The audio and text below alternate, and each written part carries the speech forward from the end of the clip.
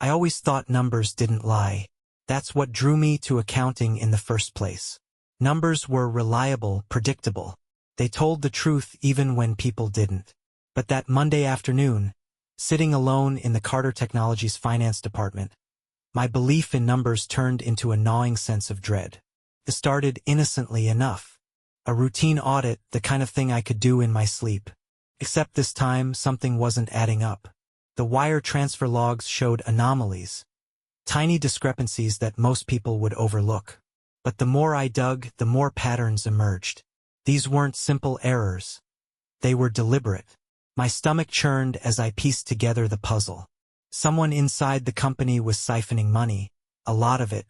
At first, I thought I must have been mistaken. Carter Technologies was one of the most prestigious firms in the state, and Ethan Carter, the CEO, was practically revered. He was sharp, respected, and ruthless when it came to protecting his empire. This kind of fraud didn't happen on his watch. Or so I thought. The decision to report my findings wasn't easy. Part of me wanted to pretend I hadn't seen anything, to go back to my quiet, uneventful life. But I couldn't. The weight of it was too much, like carrying a secret that could topple an empire. When I finally sat across from Ethan Carter in his office, my palms were clammy, and my voice wavered as I explained the unauthorized transactions. His expression remained unreadable, his piercing blue eyes fixed on me. I expected him to dismiss me, maybe even accuse me of being wrong. Instead, he leaned back in his chair, his jaw tightening as I laid out the timeline. "Clara," he said finally, his tone measured, "You're sure about this?" "Yes, sir," I replied, sliding over a flash drive. "These are the records. Whoever's behind this has been masking the transfers as legitimate expenses for years. We're talking millions." He didn't say anything at first, just stared at the flash drive like it was a ticking bomb. Then, without a word, he stood and walked to the window, his back to me. It was in that moment I realized the weight of what I'd uncovered. This wasn't just about stolen money. It was about trust and betrayal. And judging by the tension in Ethan's shoulders, he already had a suspect in mind. Ethan called in Lucas Reed, a forensic accountant known for uncovering corporate fraud, and Owen Clark, a security consultant with a reputation for discretion. I expected the investigation to confirm my findings and end there. Didn't. Lucas discovered something far worse. A sprawling network of fraud that extended beyond the company's finances. Corporate espionage. Someone inside Carter Technologies wasn't just stealing money. They were leaking critical data to competitors. Owen, meanwhile, installed surveillance systems to monitor key employees, and what his footage revealed left all of us reeling. The first blow came when Owen presented his findings to Ethan. Logan Taylor, the company's vice president and one of Ethan's closest allies, was at the center of the fraud. That alone was devastating. But then Owen hesitated, glancing at Ethan before playing another clip. The footage showed Sophia Carter, Ethan's wife, meeting Logan in a secluded location. They weren't discussing business. I wasn't in the room when Ethan watched the video, but the aftermath was palpable. He emerged from his office pale, his jaw clenched so tightly I thought he might shatter his teeth. The betrayals kept piling up, each one more personal than the last. The final blow came when Ethan ordered a paternity test for his son, Nathan. I'd heard the rumors circulating around the office, whispers about Nathan not resembling Ethan in the slightest. But hearing the confirmation was something else entirely. The test revealed the truth Ethan feared most. Nathan wasn't his child. Logan was. Ethan didn't rage or throw things like I might have expected. Instead, he grew eerily calm. He thanked me for bringing the fraud to his attention and assured me I'd done the right thing. But there was a quiet fire in his eyes, a look that made my skin crawl. "Clara," he said one evening as I was preparing to leave the office. "This stays between us.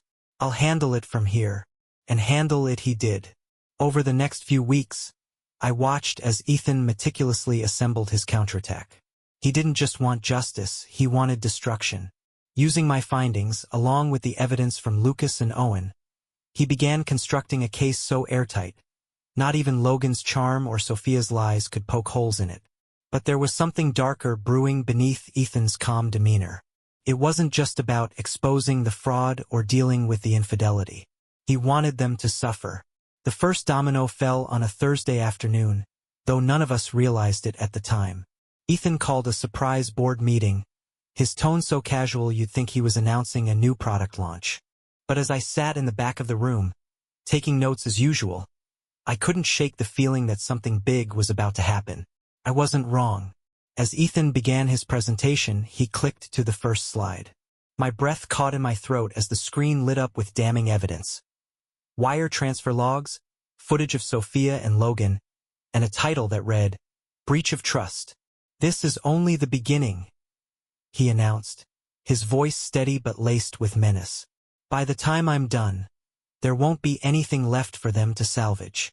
The day Ethan Carter introduced me to Priya Sharma was the day I realized just how far he was willing to go. I thought my discovery of the fraud was the turning point, but Priya's involvement took everything to a level I hadn't anticipated. Priya wasn't like the other tech experts at Carter Technologies. She didn't blend in or play the part of a corporate cog. She was sharp, bold, and unapologetically confident, her dark eyes brimming with intelligence. "You must be Clara," she said, shaking my hand firmly. "Ethan's told me about your diligence. Impressive work." I nodded, feeling a little out of place in the room where Priya, Lucas Reed, and Ethan stood. It felt like I was being ushered into an inner circle, one that operated under an entirely different set of rules. "Priya will oversee the next phase," Ethan explained, his tone steady but laced with an undercurrent of urgency. "We need a shadow network, something invisible to Logan and anyone else involved. Can you do it?" "Not only can I do it," Priya replied with a small smirk, "they won't even know it's there. This isn't my first rodeo." Over the next few weeks, Priya worked tirelessly to build the system. She called it Spectre, an undetectable monitoring network that would track every digital move within the company. Every email, file transfer, and login would be mirrored in real time, feeding directly into her encrypted server. To cover her tracks, Priya orchestrated a series of routine upgrades across the company's systems. Employees groaned about the disruptions, oblivious to the true nature of her work. Logan, meanwhile, continued his duties as if nothing was amiss. I caught glimpses of him in meetings, his confidence unshaken, his charm intact. If he suspected Ethan's growing knowledge, he didn't show it. But Ethan wasn't just watching. He was collecting. Every action Logan took, from approving questionable transactions to hastily deleting files, was preserved in Priya's vault. It was like watching a spider spin a web, each thread tightening around its prey. Lucas Reed's investigation added another layer to the scheme. He traced the embezzled funds to a shell company called Apex Enterprises. On the surface, Apex was legitimate, but Lucas's analysis revealed its true owners: Logan Taylor and Jonathan King. Jonathan King was a name I hadn't heard in years, but Ethan's reaction to it was telling. His jaw clenched, and his voice turned cold as he explained the history. Jonathan had been Ethan's rival since their early days in tech. They'd competed fiercely, but King had always played dirty, resorting to sabotage and underhanded deals to stay ahead. "Of course he's involved," Ethan muttered, pacing his office. "Logan's betrayal is bad enough, but Jonathan? This just made it personal." Ethan's anger wasn't wild or chaotic. It was calculated, like a storm brewing on the horizon. I'd seen him angry before, but this was different. This wasn't just about business or money. This was about loyalty and the people he thought he could trust. The next piece of the puzzle came in the form of Olivia Sanchez, a rising star in the FBI's white-collar crime division. Olivia was ambitious, sharp, and relentless, the kind of person who thrived on high-stakes cases. Ethan brought her in quietly, briefing her on the evidence we'd gathered so far. Olivia's enthusiasm was palpable. "If this is as airtight as you say, it could be career-defining," she said, her tone a mix of excitement and determination. "You're giving me a gift, Ethan. I won't waste it." The partnership between Ethan and Olivia was a powerful one. With her resources and his insider knowledge, the net tightened even further around Logan and his co-conspirators. But not everyone in Ethan's camp was on board with the plan. Matthew Hayes, Carter Technologies' head of security, had always been a loyalist, or so we thought. Priya's system flagged his activity one evening, revealing his attempts to delete files tied to Logan's transactions. When confronted, Hayes claimed ignorance, but the evidence was damning. Ethan wasted no time involving Olivia and her team. They staged Hayes' arrest in broad daylight, right in the company's main lobby. The sight of federal agents leading him away in handcuffs sent shockwaves through the office. Whispers spread like wildfire, and the tension was palpable. The fallout from Hayes' arrest was exactly what Ethan needed. Panic rippled through the ranks of the conspiracy. Logan and his allies scrambled to cover their tracks, unaware that every frantic move was being logged by Priya's system. It was a paradox. The harder they tried to erase their involvement, the more evidence they left behind. Ethan watched it all unfold with a mix of satisfaction and resolve. Every deleted email, every hushed conversation in the hallway, every encrypted phone call. It was all captured, cataloged, and analyzed. The revelations came faster now, each one more devastating than the last. Logan wasn't just siphoning money. He was feeding Jonathan King's sensitive company data, including blueprints for upcoming projects. It was corporate sabotage on a massive scale, and the implications were staggering. But the most chilling revelation came from Owen Clark, the security consultant. He intercepted a conversation between Logan and Sophia. Their voices were hushed, but the content was clear. They were plotting something. Not just an escape plan, but a way to turn the tables on Ethan. Ethan didn't flinch. If anything, the betrayal seemed to harden his resolve. He wasn't just playing defense anymore. He was going on the offensive, and every move Logan and Sophia made was feeding directly into his trap. One evening, Ethan gathered the team, Priya, Lucas, Olivia, and Owen, for a briefing. The conference room was dimly lit, the tension thick as Ethan outlined the next steps. "We have everything we need," he began, his voice calm but commanding. "The fraud, the espionage, the personal betrayals, it's all documented. But this isn't just about exposing them. It's about dismantling their lives. Piece by piece."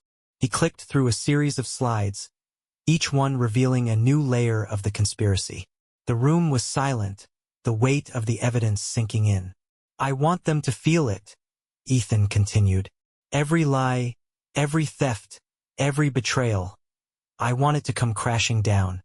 And when it does, I want them to know exactly who's responsible." By the time the meeting ended, there was no doubt in my mind. Ethan wasn't just building a case. He was building a reckoning. And Logan, Sophia, and Jonathan King had no idea what was coming. As I walked out of the conference room, I glanced back at Ethan. He stood alone, staring at the screen, his expression unreadable. But there was a fire in his eyes. A fire that told me this wasn't over. Not by a long shot. Sophia Carter was the picture of elegance. A woman who seemed untouchable, always one step ahead. But the cracks in her world started to show the moment her financial accounts were frozen. It was subtle at first. A declined card here, a puzzled glance at her phone there. But the weight of it hit her like a tidal wave one morning when her lawyer called. "Mrs. Carter, I need to inform you," his voice trembled slightly. "Your assets are currently under investigation, and your accounts have been flagged. The FBI is involved." Sophia's grip on the phone tightened, her mind racing. She tried to sound calm. "That must be some mistake. There's no reason." "I don't think it's a mistake," he interrupted gently. "There's a lot I can't discuss. But you should prepare yourself for complications." The call ended, and the silence in the room was deafening. Sophia stared at the screen, her carefully curated world teetering on the brink. For the first time in years, she felt powerless. Desperation drove her to confront Ethan. She stormed into his office, her polished veneer crumbling as she slammed the door behind her. "Ethan," she hissed, "we need to talk." Ethan looked up from his desk, his expression unreadable. "Sophia," he said evenly, "what a surprise." "This isn't funny," she snapped. "My accounts are frozen. My lawyer won't tell me what's going on, and I know you're behind this." For a moment Ethan said nothing. Then he leaned back in his chair, a faint smile playing on his lips. Behind it? Oh no, Sophia. I'm not just behind it. I orchestrated it. He reached into a drawer and pulled out a folder, tossing it onto the desk between them. Emails, he said casually. Yours to be precise. Let's start with this gem, shall we? He flipped the folder open, revealing a printed email with Sophia's name at the top. Sophia's eyes widened as she read the words, her own words, mocking Ethan's intelligence, his leadership, his faith in her. She felt the blood drain from her face as she realized what else might be in that folder. Oh, and this one's a classic, Ethan continued, pulling out another page. Your plans with Logan to undermine my company, your contempt for me as a husband, and let's not forget, Nathan. Her breath caught at the mention of their son. Ethan, please, she said, her voice trembling. You don't understand.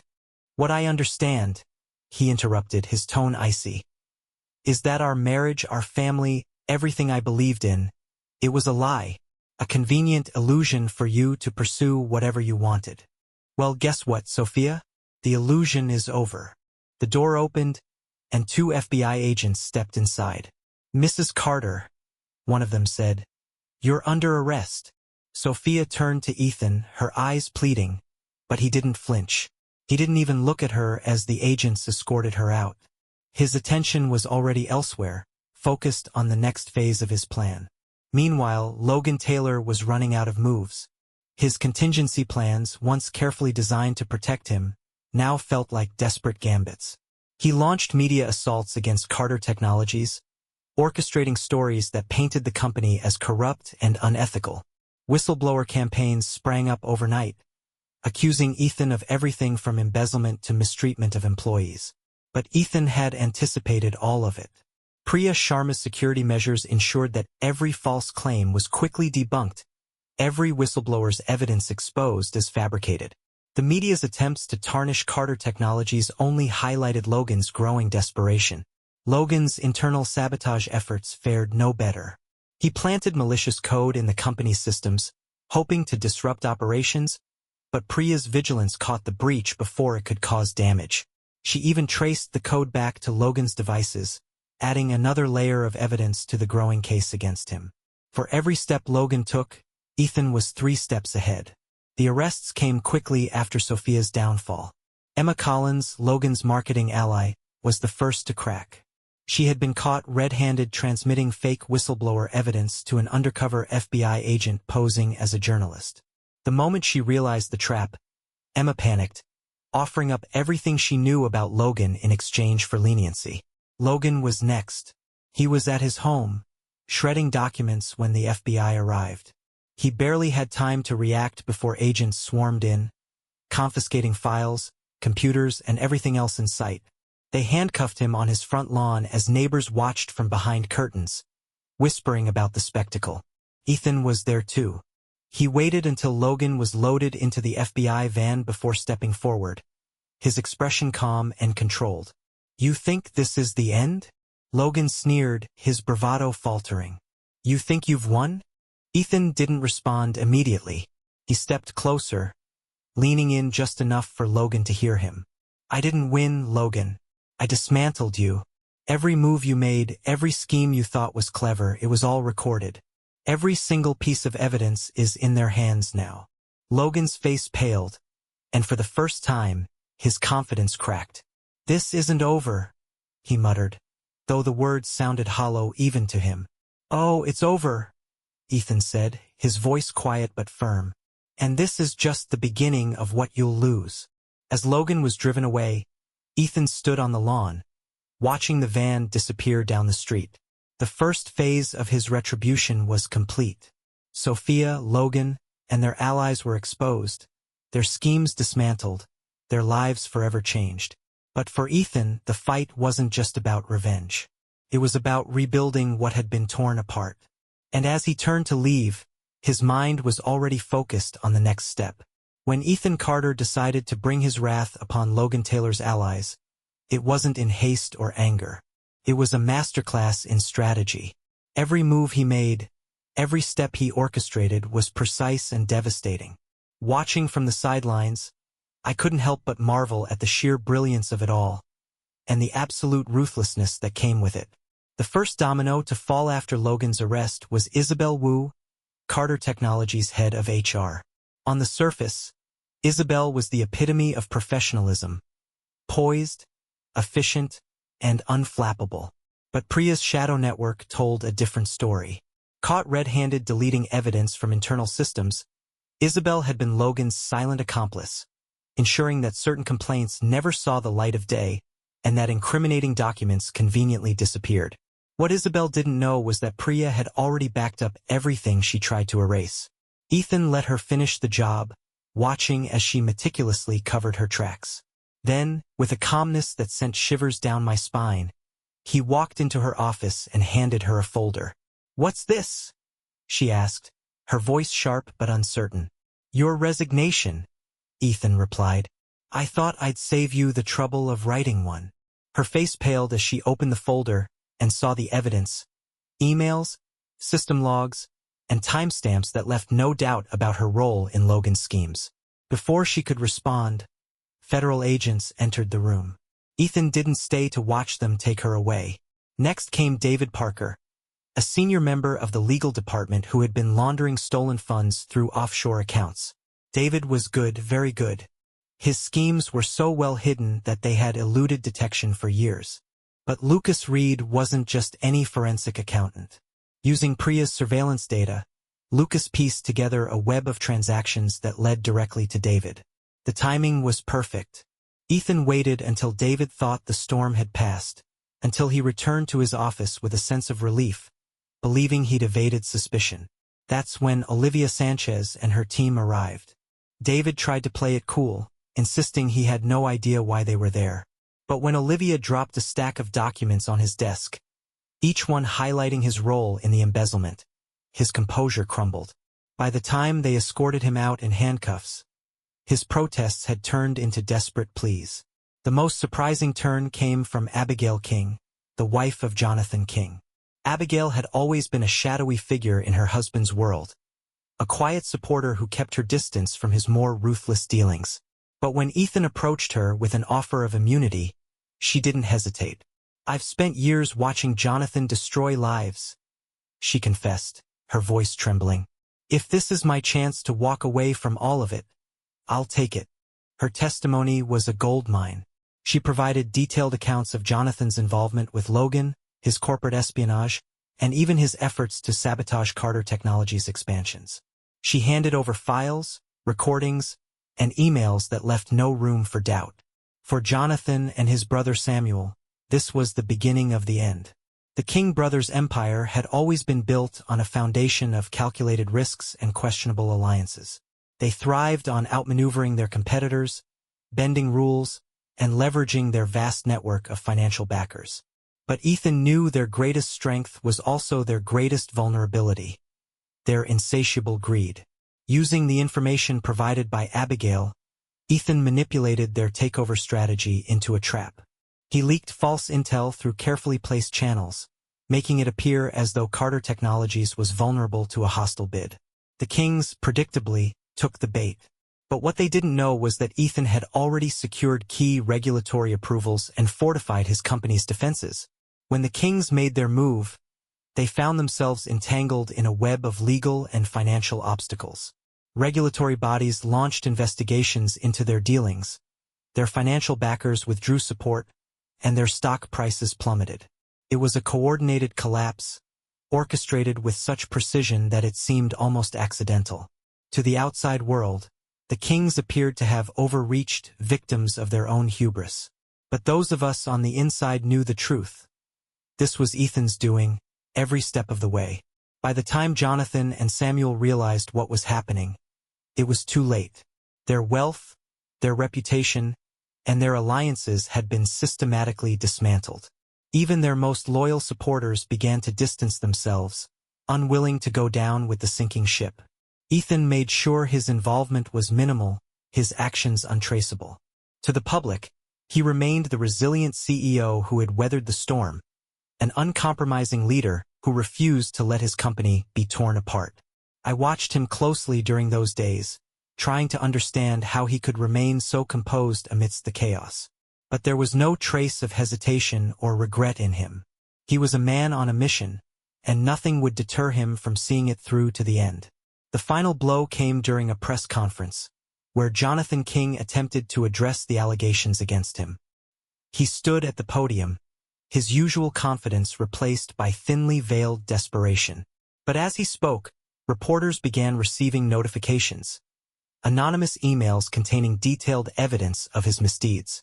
Within minutes, the press conference descended into chaos, reporters bombarding him with questions he couldn't answer. Ethan watched the broadcast from his office, a faint smile on his lips.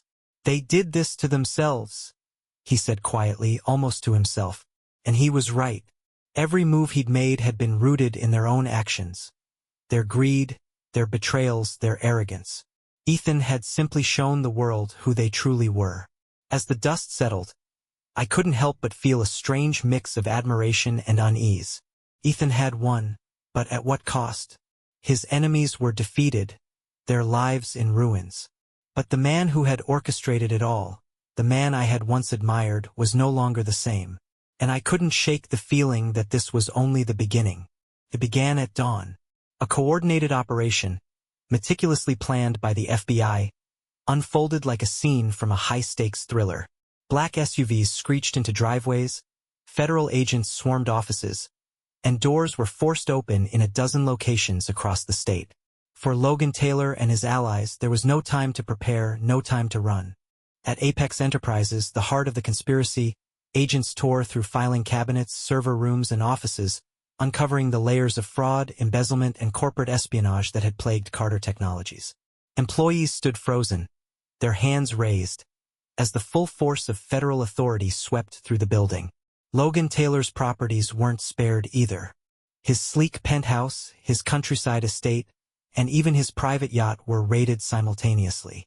Each location yielded damning evidence. Encrypted drives, stacks of hidden documents, and financial records detailing the embezzled millions. It was as if every secret Logan had worked to bury was being unearthed at once. Logan himself was halfway to the airport when he learned of the raids.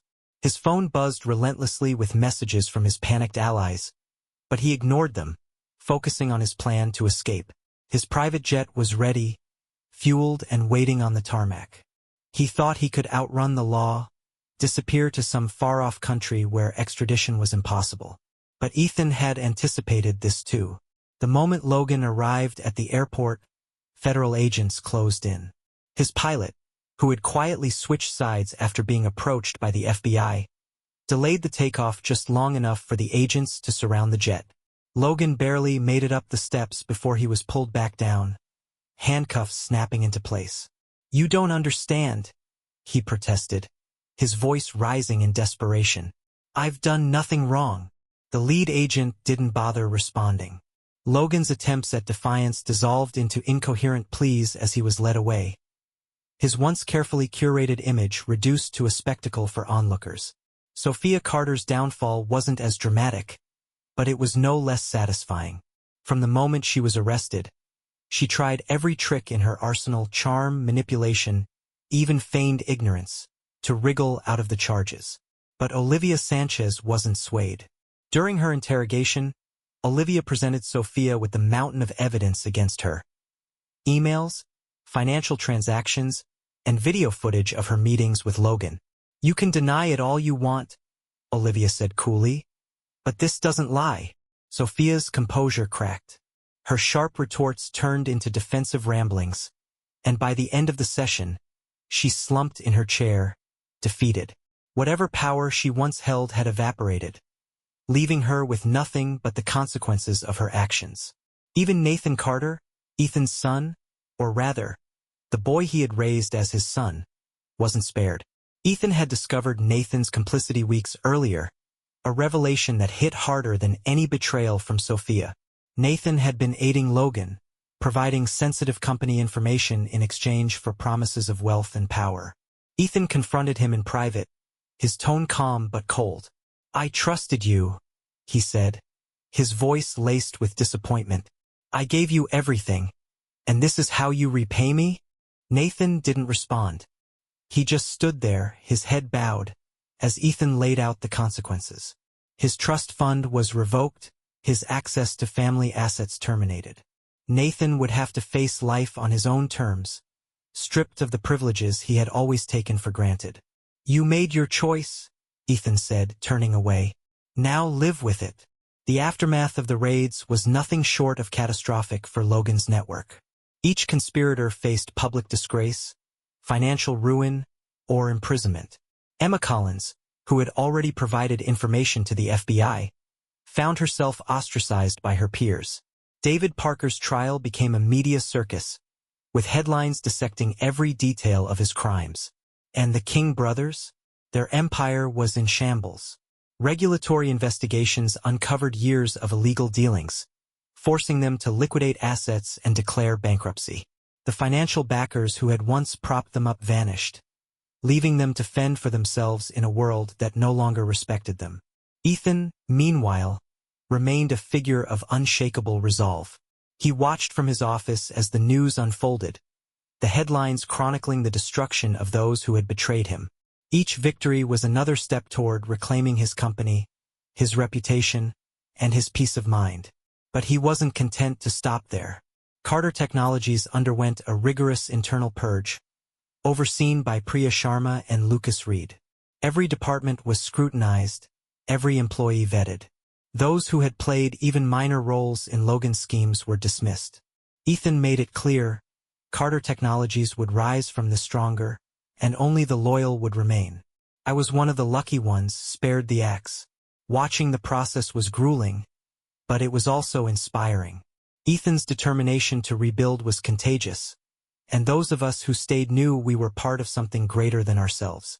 By the time the dust settled, Logan, Sophia, and their allies were shadows of their former selves. Ethan's meticulous planning had left them without options, their elaborate web of deceit collapsing under the weight of their crimes. What struck me most was how Ethan handled it all. He didn't gloat or revel in their downfall. To the public, he remained professional, a man wronged but unbroken. To us, he was a leader who had weathered the storm and emerged stronger. But behind closed doors, I saw glimpses of the toll it had taken. There were moments of quiet, when he would stare out the window, his expression unreadable. I wondered if he felt satisfaction, or if the cost of revenge weighed heavier than he let on. Carter Technologies was on the path to recovery, its foundation rebuilt with loyalty and integrity. But for Ethan, this wasn't just about business. It was about justice, a warning to anyone who might think to cross him. As I watched him leave the office one evening, his silhouette framed against the fading light, I couldn't help but wonder, was this the end of his fight, or just the beginning of a new chapter? The dust hadn't settled for long before Ethan Carter began rebuilding. For most, the downfall of so many high-profile conspirators would have been the end of the story. But for Ethan, it was merely the beginning of a new era. Carter Technologies wasn't just going to recover, it was going to thrive. Every crack exposed during the betrayal would be filled, reinforced, and turned into a cornerstone of strength. Ethan wasted no time in reshaping his executive team. The first announcement came with little fanfare but sent ripples through the corporate world. Clara Bennett, the quiet accountant who had discovered the embezzlement, was appointed as chief financial officer. The news took me by surprise, but Ethan's explanation was simple. "You saw what no one else could," he said during the private meeting. "Now I need you to ensure it never happens again." Clara's appointment wasn't just a reward. It was a statement. Her rise to CFO signaled a shift in the company's priorities, away from politics and alliances and toward diligence and expertise. It didn't hurt that Clara had earned the respect of the remaining employees, many of whom now looked to her as a symbol of integrity. The second major change came with Priya Sharma's promotion to head of the newly formed Carter Technologies Security Division. Priya, with her bold ideas and unmatched technical prowess, had proven her worth time and again during the takedown of Logan Taylor's network. Now, she was tasked with creating something unprecedented. A security system so advanced that it would not only protect the company from external threats, but also monitor internal vulnerabilities. "We don't just need firewalls," Priya had explained during one of our meetings. We need foresight, patterns, predictive algorithms, systems that can see betrayal before it happens. Her division became a beacon of innovation, developing tools that quickly became industry benchmarks. Within months, competitors were scrambling to license Carter Technologies' security software, and the revenue generated from these systems alone soared into the billions. Ethan's vision wasn't just about protecting the company, it was about dominating the market. With the King brothers' empire in shambles, their dismantled assets were ripe for acquisition. Ethan moved quickly, buying up key properties, patents, and contracts at a fraction of their worth. Each deal was a calculated blow, not just to Jonathan and Samuel King but to their legacy. Former allies of the conspirators found themselves blacklisted. Word spread quickly. Association with the Kings or Logan Taylor was a career death sentence. Even those who had distanced themselves before the fallout struggled to recover. Ethan didn't have to lift a finger. The corporate world did it for him, unwilling to risk his wrath or tarnish their reputations by extending a hand to the disgraced. Through it all, Ethan remained a constant. He was no longer the affable CEO with a charming smile and warm handshake. He had become something else entirely, a figure of calculated authority, respected and feared in equal measure. Investors lauded his decisive leadership, pouring capital into the company with the confidence that Ethan Carter would never allow betrayal to take root again. The transformation extended beyond the boardroom. Carter Technologies became a symbol of resilience and innovation, a phoenix rising from the ashes. Employees who had once doubted Ethan's ability to lead now rallied behind him, their loyalty rewarded with promotions, bonuses, and a renewed sense of purpose. Those who remained knew that loyalty wasn't just encouraged, it was non-negotiable. I watched these changes unfold from my new position as part of Clara's financial team. The atmosphere in the company was different, tighter, more controlled. Trust was no longer assumed, it was earned and verified. Every decision Ethan made seemed to reinforce this principle. "We don't rebuild on trust," he explained during a company-wide meeting. "We rebuild on control. Systems, accountability, and vigilance. These are the pillars of our future." His words resonated, not just within the company but across the industry. The story of Carter Technologies' takedown and resurgence became a legend, taught in business schools and whispered about in corporate circles. Ethan's revenge wasn't just a tale of justice. It was a blueprint for corporate governance. There was something almost mythical about the way Ethan navigated this new phase. He rewarded loyalty with the same precision that he punished betrayal. Employees who showed dedication and ingenuity were fast-tracked to leadership roles. But those who faltered, even slightly, found themselves swiftly removed. Priya's security division became a silent sentinel, monitoring everything from email chains to subtle shifts in workplace dynamics. Clara's financial oversight ensured that every dollar was accounted for, every transaction transparent. The layers of control Ethan put in place were so thorough that it was hard to imagine anyone attempting a betrayal again. If they did, they wouldn't stand a chance.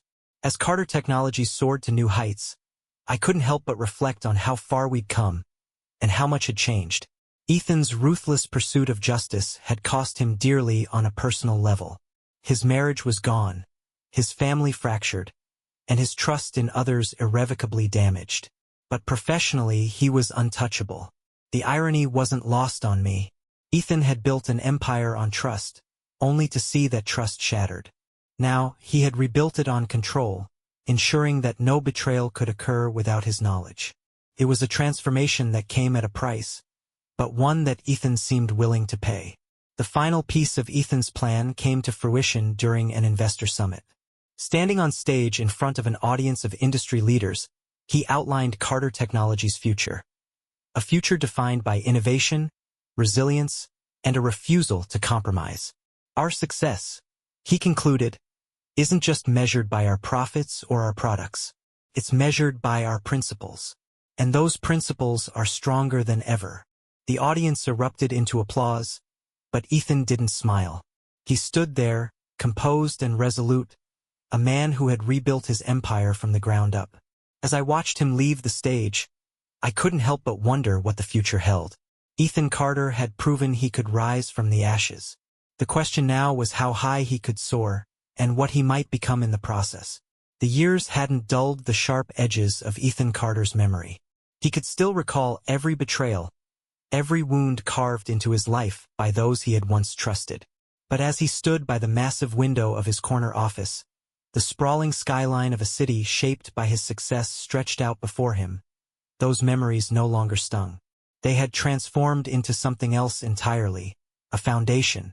A decade had passed since the collapse of Logan Taylor and the King brothers. Carter Technologies had evolved into a global powerhouse, its influence felt in industries ranging from technology to finance. Its security systems, developed in the aftermath of the betrayal, had become the gold standard, used by governments and corporations alike. Profits soared, but more than that, the company's name had become synonymous with resilience and power. Ethan's enemies, once formidable, had been reduced to cautionary tales. The King brothers lived in disgrace, their once vaunted empire a distant memory. Their names occasionally surfaced in business lectures, not as examples of success, but as warnings of what unchecked greed and betrayal could lead to. Logan Taylor, denied parole for the third time, remained a forgotten figure behind bars, a shadow of the charismatic executive he had once been. And Sophia? Ethan had heard rumors. She lived a quiet, diminished life far from the circles she used to dominate. The glamour and power that had defined her were long gone, replaced by solitude and obscurity. She had made her choices and she had paid the price. Not everyone had stayed away. Nathan, who had grown older and perhaps wiser, had made attempts to reconnect with the company, to reclaim some piece of his past. But Ethan had been firm. The trust fund remained gone, and Nathan was turned away every time. Blood may have tied them, but loyalty had been severed long ago. People who betray us once, Ethan had once told Victoria, his wife, are far too likely to do it again. Victoria had been the light in the years after the storm, helping Ethan rebuild not just his company but his personal life. A capable woman with a keen mind and a heart of steel, she complemented his drive with her warmth. Together, they had built a family that reminded Ethan of what betrayal could never take: the ability to start anew. Their twin daughters, Ava and Elise, had inherited their parents' sharp intellect and unyielding determination. At just 10 years old, they showed signs of the brilliance that might one day guide Carter Technologies into its next era. Ethan didn't just see their future in the company. He saw the embodiment of everything he had fought to protect. As Carter Technologies expanded, its systems became integral to global operations, their influence extending into realms Ethan could only have dreamed of years ago. Priya Sharma's security division continued to innovate, staying years ahead of potential threats. Clara Bennett, now CEO, carried forward Ethan's vision with the same precision and decisiveness that had defined her rise. Ethan himself had transitioned into a more symbolic role. He no longer needed to oversee every detail. His presence alone was enough to command respect and fear. His legend, shaped by his ruthless retaliation against betrayal, loomed large in corporate culture. Stories of his calculated destruction of Logan Taylor and the King brothers had taken on a life of their own, whispered in boardrooms and classrooms. For some, Ethan Carter was an icon of resilience. For others, he was a cautionary figure, a reminder of the cost of betrayal and the lengths to which a wronged man could go to secure his empire. Standing in his office, Ethan allowed himself a rare moment of reflection. He thought of the man he had been, a trusting executive who believed in the strength of relationships and the integrity of those around him. That man, he realized, no longer existed. The pain of betrayal had reshaped him, forging something harder, colder. Where trust had once been the cornerstone of his leadership, control had taken its place. Every decision, every system, every relationship within Carter Technologies was governed by an unyielding principle: betrayal would never go undetected again. "Sir," Clara's voice interrupted his thoughts. Breaking through the quiet, she stood in the doorway, her expression calm but purposeful. "The investors' meeting is ready whenever you are." Ethan turned, his features unreadable. "I'll be right there," he replied. As she left, Ethan glanced once more at the skyline, his empire stretching as far as the horizon. Betrayal had once threatened to destroy him, but it had become the foundation of his greatest success. Every system, every policy, every relationship within Carter Technologies was a testament to the lesson he had learned. Trust was fragile, but power, when wielded with precision, was unbreakable. Ethan walked to the long glass conference table where Carter Technologies' leadership team had gathered, their faces a mix of respect and awe. Victoria sat beside him, her quiet strength as steady as ever, while Ava and Elise watched from the back of the room, absorbing every word like the eager heirs they were. This company, Ethan began, his voice steady, was built not on second chances, but on the principle that we learn from our past. The betrayals we faced shaped us, yes, but they didn't define us. We chose to rise above them, to turn pain into power, and to create something that will endure long after we're gone. He paused, his gaze sweeping the room. That is our legacy. That is Carter Technologies. The room erupted in applause, but Ethan didn't smile. He simply nodded, his mind already on the future. The empire he had rebuilt was more than just a company. It was a monument to resilience, a warning to those who might think to cross him. And as he left the room, his daughters flanking him, Ethan knew one thing with certainty. His legacy would outlive his enemies. It was a legacy not of forgiveness, but of power, a legacy carved from betrayal and honed into greatness.